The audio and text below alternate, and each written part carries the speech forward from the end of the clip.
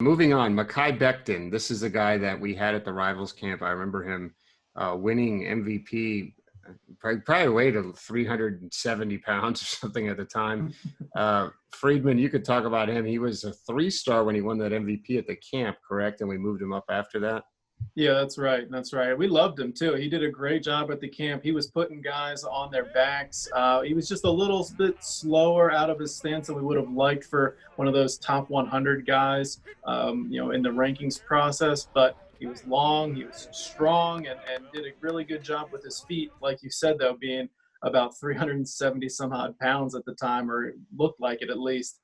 He was still really impressive. But we just didn't understand that he was going to get that type of early playing time at Louisville and really blossom from there, and through a coaching change too. I mean, kudos to him for showing that work ethic and staying focused there. But just that was a hard projection to move him up even further in the Rivals 250. But it was still really impressive to see what he was able to do in the camp setting. When you turn on the game film, he was a great run blocker. And now when you see some of those clips out of Louisville, as a pass blocker, even he's throwing guys around. So just a really impressive progression from him at the college level. Mike, this is an example about what Rob was talking about earlier. It was just like last year that it was like, oh, the NFL doesn't like none of these linemen drafted were 300-pounders in high school. Well, I mean, Becton was almost like a 400-pounder. So do you remember were you at that camp with us? Yeah. And then, Evan Neal is the next one, who's a 380-pound kid in high school and, lost some weight throughout the process. Becton never did. Becton just was 370 pounds, 365, and just stayed there. But there's, again, we saw a lump of clay.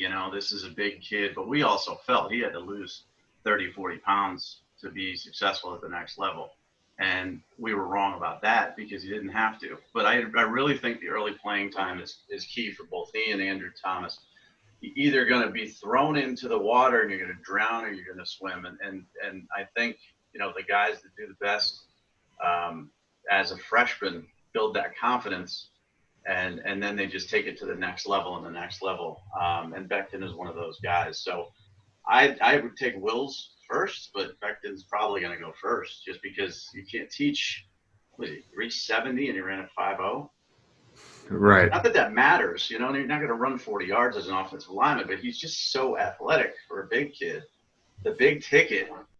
He's got the film from Louisville where he's running downfield on screen passes, putting, guys on their back, defensive backs on their backs too. So he can run. And just for the record, we did have him listed 6'7", 340 on his profile coming out of high school, which is, probably about 15, 20 pounds light. But, the guys over from his high school still talk about, that performance at the Rivals camp. And, we're glad to get some eyes on him early there.